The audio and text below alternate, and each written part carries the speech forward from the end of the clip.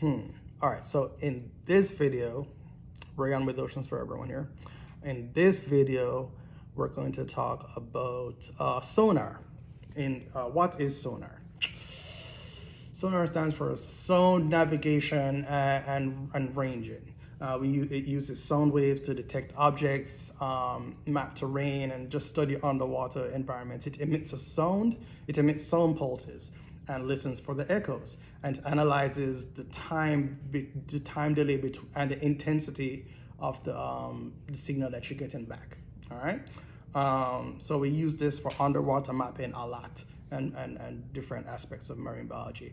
So you have fixed sonar systems that are mounted in a stationary position, usually like on a buoy or on the seafloor structure or on the bottom of different places.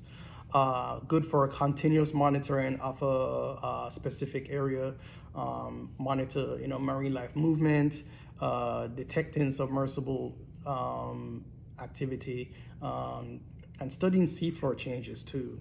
So on a fixed sonar system, you'll have the transducer that converts the electrical signals into sound waves and vice versa. And you'll have a mounting platform, whether it be the seafloor or the buoy or some offshore structure or something. And then you have the signal processing unit that analyzes the data. And then you usually have a power supply, you'll always have a power supply connected to solar or some external source. And they're really good for marine life monitoring, tracking schools of fish, marine mammals, migration patterns. You can also monitor seafloor movement or erosion or something like that. And you can also detect unauthorized submersibles or intrusions near sensitive equipment. So you also have side scan sonar, which is pretty much the same thing, emitting sound waves, but they have sideward facing transducers. All right, that's why it's called side scan. And they produce imaging of large areas of the seafloor.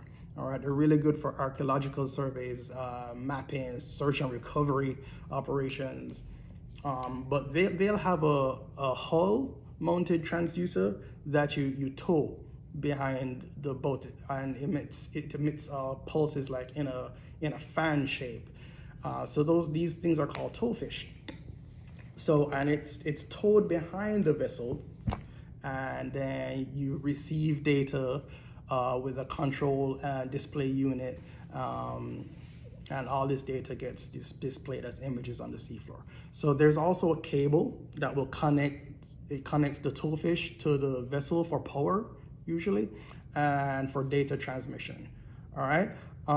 So when you're deploying the towfish is deployed from the vessel as it moves, usually. The towfish is deployed from the vessel as it moves. All right, and the sound waves will bounce off the seafloor and return to the transducer.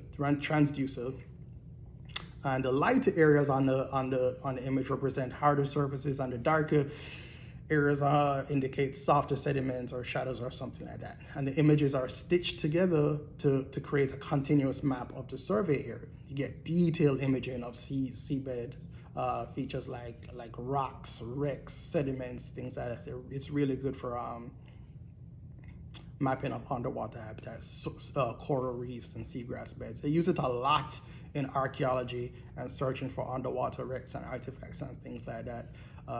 Sunken objects like aircrafts, ships. I have stories about searching for aircrafts. It's craziness. So yeah, that's fixed sonar and side scan sonar.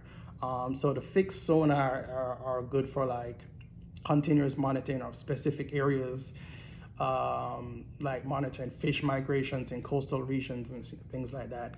And the side scan sonar is good for detailed mapping of really large areas, search and rescue operations, things like that. They're often used together to provide comprehensive underwater data too. You can do mapping of coral reef structures and locating shipwrecks, right?